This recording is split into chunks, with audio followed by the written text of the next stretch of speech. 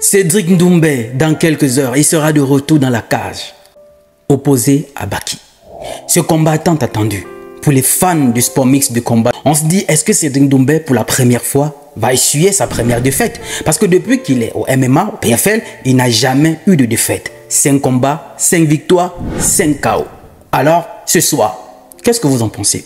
Laissez-moi votre avis en commentaire. Mais ce qui nous intéresse dans cette vidéo, c'est de partager avec toi une incroyable leçon de vie qui se cache derrière cette stratégie que met Cédric Doumbé en place à la veille de ses combats. Chaque fois avant ses combats, il a une stratégie très efficace qu'il met en place, qui non seulement déstabilise ses adversaires, mais lui met une grosse pression. On va partager ça dans cette vidéo. Parce que pour cette fois, face à Baki, le mec, il ne s'arrête devant rien. Une masterclass de déstabilisation. Et là, il faut avoir un mental de solide. Il faut avoir, comment dirais-je ça, une dose d'audace beaucoup élevée pour en arriver à faire ce que Cédric Doumbé fait. Cette fois, face à Baki, il est allé beaucoup trop loin pour la déstabilisation. Rappelons-nous, face à Junior Zibo, pour la première fois, il lui avait fait livrer un matelas dans sa salle de sport. Je ne sais pas si vous vous rappelez. Regardons cette vidéo ensemble. Viens là. Qu'est-ce que t'as reçu? Hein? Un matelas apparemment. C'est qui t'a envoyé? Oui, apparemment Cédric Doumbé. Tu peux te dire quoi? Il dit pour soi-disant pour que je dorme bien, mais en tout cas moi ça va de mon côté. Montre-nous Yako, montre-nous. Montre-nous. Je crois que j'ai oublié. Le matelas était là. Le gars lui avait fait livrer un matelas dans sa salle de sport. En fait, pour que tu dormes bien, tellement il était en confiance, il lui a fait livrer ce matelas. Comme ça ne suffisait pas, lors de la pesée, il lui a dit, bon, c'est pas poli de te faire livrer un matelas sans thé d'oreiller, je m'en excuse. Alors, il lui a offert ce thé d'oreiller lors de la pesée pour que tu dormes bien. Et lors du combat, lors de son entrée, on l'a vu scander « Junior, t'es mort, Junior, t'es mort ». Et là, on se dit, mais ce mec, il ne s'arrête devant rien. Et il avait un matelas, un deuxième matelas en plus, où c'était écrit « Bonne nuit, Junior ». Et 9 secondes plus tard, le gars, il a mis KO. Disons, on va dire 7 secondes, parce que le temps que l'arbitre vient le pousser et tout, 7 secondes, le mec, il était KO. Mais cette fois, face à Baki, le gars, il est allé loin. Le mec, il ne s'arrête devant rien, Cédric Doumbé. Mais quel trash talker il peut être? Quel trash talker? Le mec, il ne s'arrête devant rien. Et lui seul a la stratégie de savoir faire la communication, mettre en avant ses combats. Parce que rappelons, aujourd'hui, il est considéré comme le Conor McGregor du MMA français. Parce que tous ces combats, les places s'arrachent comme des bouts de pain, guichet fermé. L'Accor Arena aujourd'hui, c'est à guichet fermé ce soir face à Baki. Mais avant le combat, regardez ce qu'il a fait.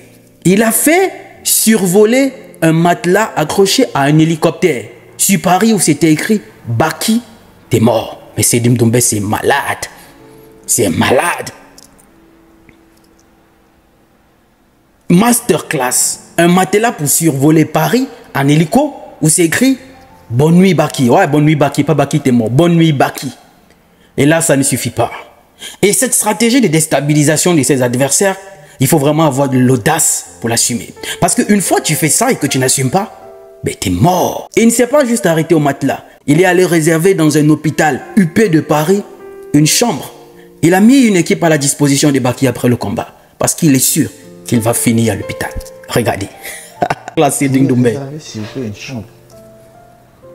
C'est-à-dire? C'est un patient qui va venir ici, mais qui va venir dans la nuit du 7 mars.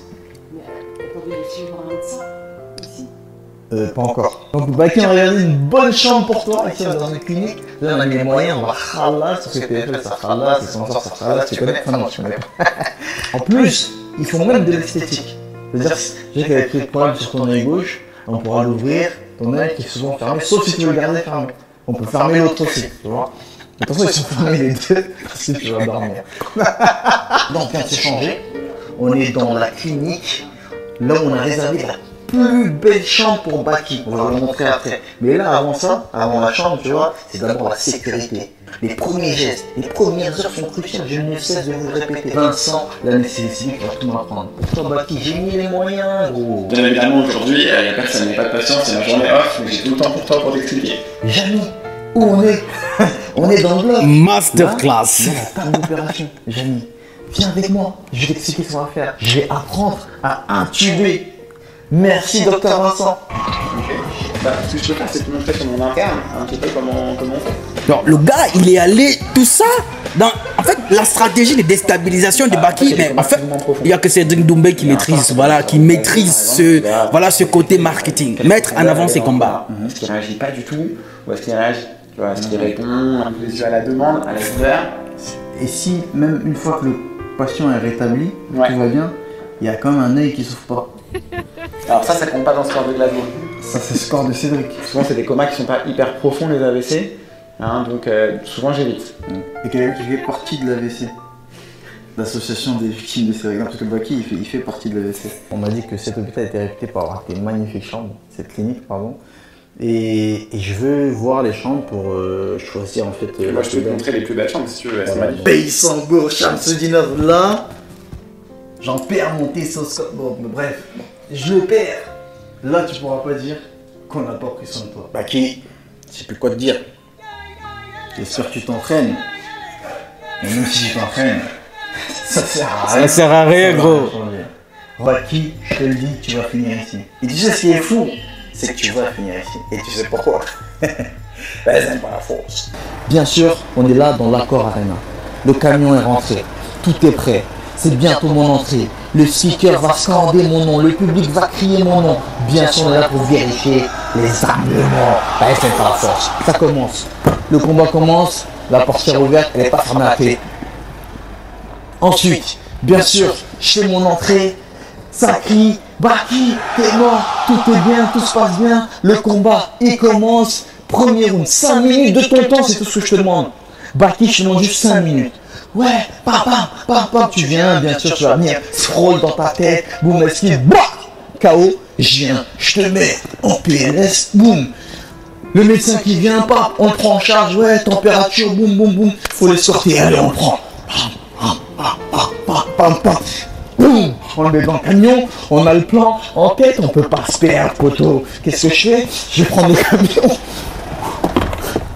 Les premières heures sont cruciales. Les gars, s'il rentre avec l'ambulance sur l'Accor Arena, l'entrée, elle va faire le tour du monde. Et une fois qu'on arrive à l'hôpital, on te sort du corps. On arrive à l'hôpital et ta chambre elle est prête. Et n'oublie aucun mandement. Baki, c'est pour toi. Comment on peut avoir un excès de confiance? Parce que là, en réalité, c'est une double pression qu'il se met. Parce que là, non seulement il met la pression à l'adversaire, avec tous ces troll stock qu'il fait tout, voilà ces vidéos qu'il fait. Parce que là, ça demande beaucoup. Ça demande beaucoup pour produire ça. Ça demande aussi beaucoup. Parce qu'il faut d'abord louer un hélicoptère qui va faire le tour de Paris, voilà, avec où c'est écrit Bonne nuit Baki. Et puis, non. Moi, je crois, en fait, c'est une stratégie qui lui est propre. Il n'y a que lui qui a cette stratégie-là de vendre vraiment ses combats. Et comme on le dit aujourd'hui, je crois, et ça, c'est même pas que je crois, il est le Marc Conor McGregor du MMA français aujourd'hui. C'est lui le bad boy du MMA français. Et là, est-ce qu'il va assumer? Qu'est-ce qui se passe si jamais il n'assume pas? Qu'est-ce qui va se passer si jamais Baki le met KO? Parce que Baki, c'est aussi un adversaire coriace. C'est pas des moindres. Mais l'excès de confiance de Cédric Doumbé. Et parfois, il est conscient. Parce que lui, il dit, le plus important, c'est pas de parler. Il y en a qui parlent, qui n'assument pas. Parce que parler, c'est une autre chose. Mais derrière, il faudrait assumer. Et tout le monde devait avoir cet état d'esprit de Cédric Doumbé. Ça veut dire quoi? Ça veut dire, avant d'aller à une compétition, avant de vouloir te lancer dans quelque chose, peu importe cette chose, il faut déjà te mettre à la tête que tu as gagné. Te mettre à la tête que tu as gagné, c'est déjà gagné à plus de 75%. Mais vouloir engager quelque chose, vouloir te lancer, je ne sais pas, dans une compétition, dans un projet, je ne sais pas dans quoi tu vas te lancer. Et penser à l'échec, c'est déjà échouer à plus de 75%. Parce que tu ne penses qu'à l'échec. Ce n'est que ce qui est dans ta tête. Mais lui, avec cette grosse pression qu'il met sur ses adversaires, l'adversaire est sous pression, ça suit. Parce que ce n'est pas facile de gérer ça. Une chose est sûre, il aura d'abord le public à sa cause. Et n'oublions pas que dans le domaine du sport, le public compte vraiment. Il y a des matchs, des compétitions que voilà, on a pu gagner parce que derrière, on a le public avec nous. Et lui, dans sa stratégie, il accroît davantage ses fans. Parce que rappelons, regardons quand il était entré face à Junior Zebo. Quand il criait juste Junior, toute la salle reprenait. T'es mort.